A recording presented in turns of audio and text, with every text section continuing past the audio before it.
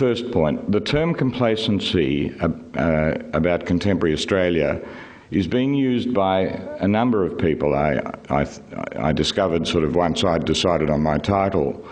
Ross Garnaut speaks about complacency and contemporary Australia, meaning the slowing down of what he thinks to be significant, the reform economic process. Recently I've heard Lindsay Tanner speak about complacency, and he seems to think it's the psychological state that we've reached as a country which has had 20 years of unbroken economic boom. I mean by complacency something slightly different from both of those. I mean a complacency that has infiltrated what I always call political culture. I'm not speaking about the complacency of ordinary folk. I'm speaking about the complacency of the political culture which influences everything and everyone, but I'm not making a kind of complaint about the nature of Australian people. I don't know nearly enough about enough people to make that complaint, and I wouldn't do it anyhow. It seems to me absurd. I'm talking about the political culture we live in, the nature of the politicians, the newspapers, the media, and so on, which come to comprise a political culture. Now, my argument goes like this. If we think of the last 40 years, since about 1970, I think in Australia there have been two clear periods of political culture.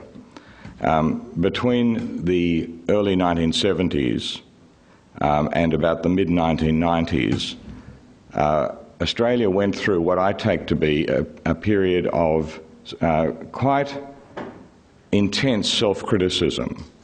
Not to say that this is a dreadful country, but to say that there is in the tradition of this country many things for which we should feel shame and which we need to change.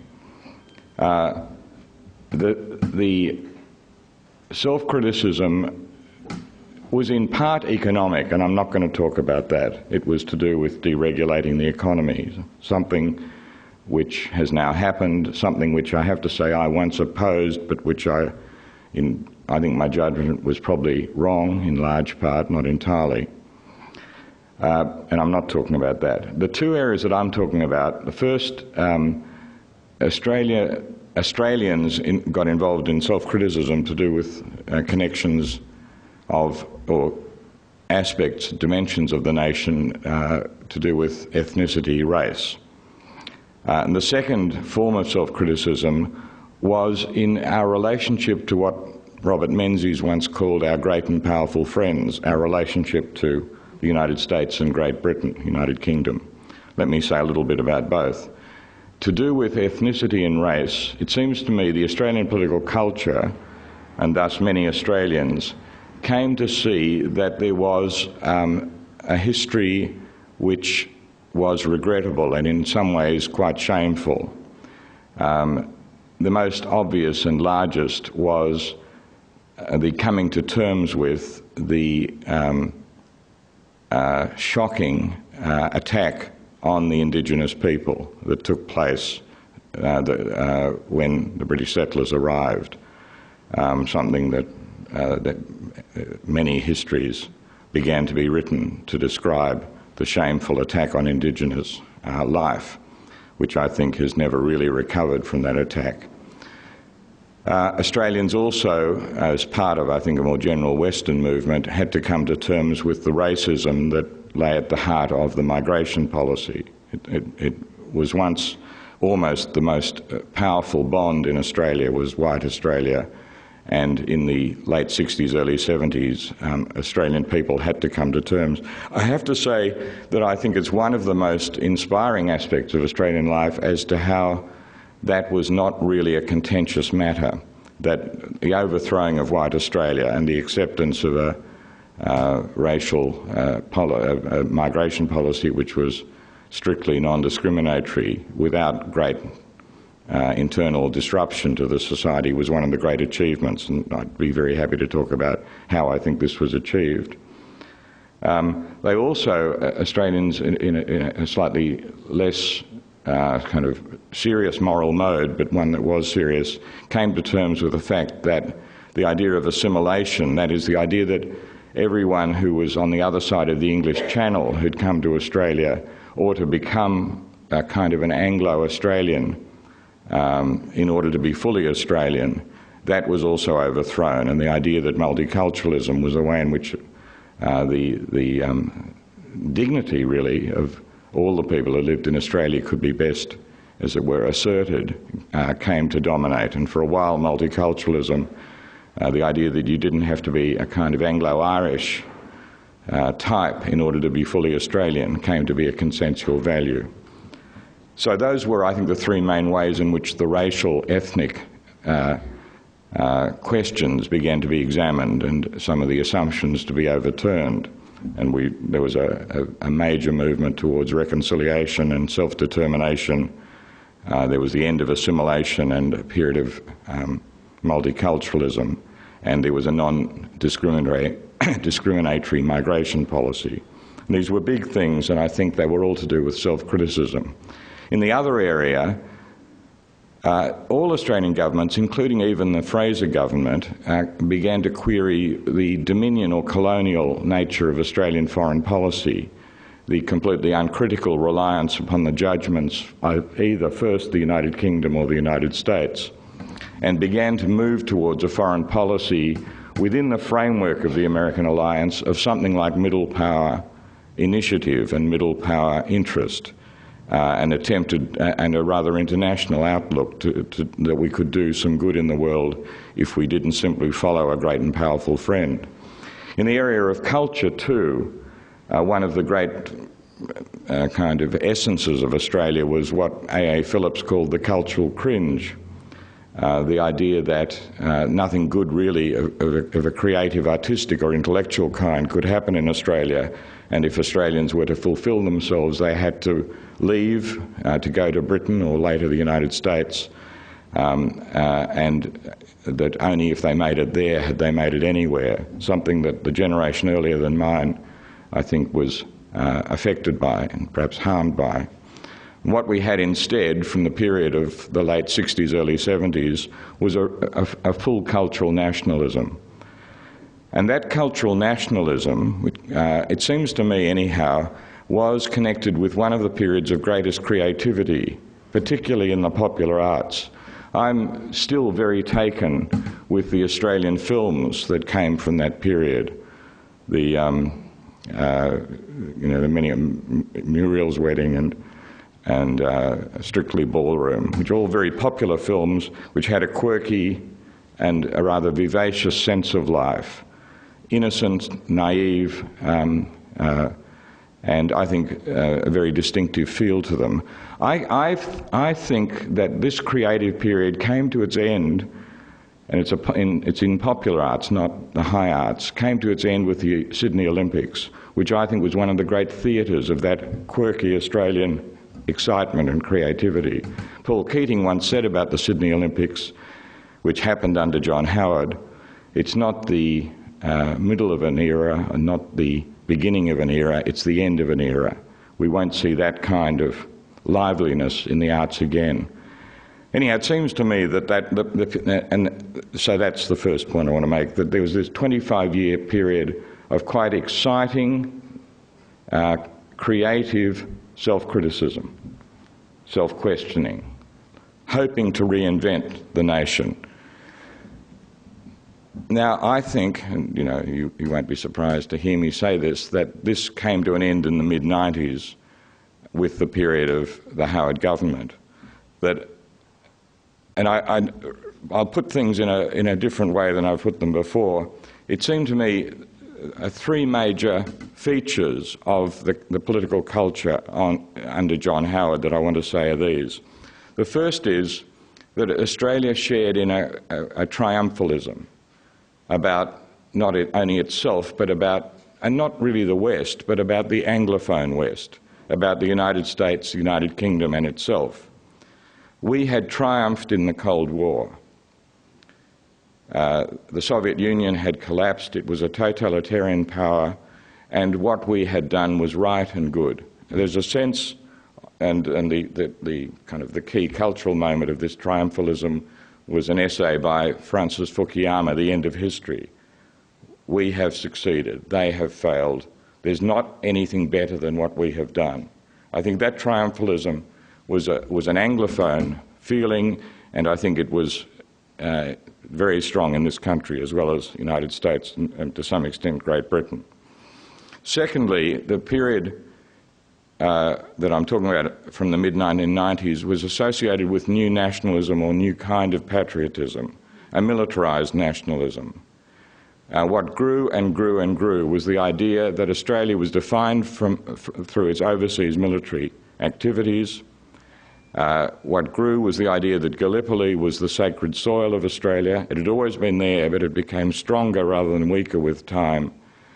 The idea that every Australian military initiative since the Boer War showed us to be noble and good and fighting for the better world. There was what I call the militarisation of the national imagination, which was connected with our goodness, and a failure of self-criticism, even in the wars that I think anyone objectively would find difficult to justify, Vietnam and Iraq in particular. So there was, I think, this new nationalism, militarised nationalism.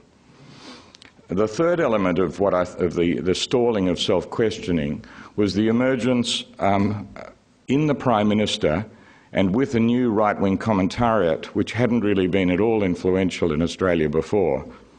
You know the people of whom I speak, Andrew Bolt in this city, Piers Ackerman and Miranda Devine in Sydney, Janet Albrechtson for the intellectuals, Alan Jones for the older people in Sydney and so on. That this right-wing commentariat, whose Prime Minister was John Howard, began to see in self-criticism un-Australian self-hatred, began to see in intellectuals a kind of danger to the nation, and so on, and began to say that what intellectuals and self-criticism did was threaten the future of the country, and they backed what they would think of as the common sense of ordinary people. Now, that's the mood I think we've been living in, and I think despite the election of Kevin Rudd and then Julia Gillard, we still live within. One thing that strikes me is how little either Rudd, who I think really saw through this but couldn't change it, Gillard, who in some ways I think mimics it and is both puzzled by it but also mimics the mood I'm speaking about since the mid-90s, how little things have really changed despite now 3 years of a different government. Now, I think that this mood, which I associate with complacency, should have been really affected by 3 major world events. And I want to speak about them. And what's really puzzled me and depressed me is how little we in Australia, but also the Americans and to some extent the British, although it's a different question, how little we've reflected upon these events. The first, and it sort of changed my politics, the first of these events was the Iraq War, which was a consequence of September 11, but in which, astonishingly, a major military operation was initiated on the basis of, well, 3 things: fraudulent intelligence, as we now know, but also fraudulent assumptions. 2, the assumption that not only the assumption that Saddam Hussein had weapons of mass destruction, fraudulent, but also that he would use those weapons either to launch a strike against Israel or someone else, an absurd proposition given the relative power of Iraq and Israel, or even more absurd, that he would hand weapons of mass destruction over to Al-Qaeda, something which was based firstly on a false idea of the relationship with Al-Qaeda, but also that he was a lunatic who would risk his whole political regime if that handing over had ever been discovered. The whole thing was a castle of fiction. And yet we went to war. Millions of people have been displaced as a result of that war. Between 100,000 and 500,000 people have been killed who would be now alive were it not for that war. And yet, it seems to me, in Australia, but also in the United States, to a less extent in Britain, its meaning has never really been accepted. I think we would be thinking about whether investigations into criminality were appropriate if the penny had dropped about what that war had meant. I am just astonished that a war could be waged on the basis of false intelligence and false argument. And yet, when it all happens, there's no response. But so, new complacency, failure to think about that. I'll speak more briefly about the second. The greed of Wall Street and the ideology of market fundamentalism threw the world economy into chaos a couple of years ago. I spent a lot of time trying to understand it. I think I do have a grasp of what happened. Again, it seems to me that neither the greed of the financial sector, the astonishing sense of entitlement that Wall Street has to massive riches, nor the falsity of the idea that the market can solve our problems for us, this worship of the market, neither of these things have been interrogated, despite the astonishing collapse of the financial system of the world because of the fantasies and the greed of the masters of the universe at Wall Street. Again, I've been astonished by how little reflection that has caused within our society. Most importantly, by now we all know that I say we all know, we all are in a position to know that the Earth is under threat because of completely accidental. No one knew that when they started burning fossil fuels that had taken millions of years to develop, that the release of carbon dioxide would create a warming planet, which would in turn threaten the basis of the kind of environment that gave birth to civilization. By now, since the mid-1990s or earlier, everyone is in a position to understand this, that the Earth is under threat. Once no one knew, but now everyone is in a position to know this. What has really astonished me is the failure of all societies, but Australia is at one extreme, to act in regard to this knowledge. What I want to say about this issue is that, from my point of view, climate change is in some ways the simplest public issue I've ever had to think about from one aspect.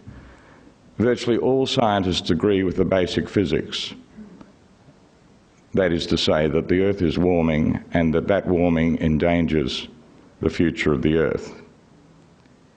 That there is even a threat of the melting of the ice in Greenland, in the long term even the West and East Antarctic, the release of methane gas from the tundra in Siberia, all of which will have an incredible effect on the heat of the planet.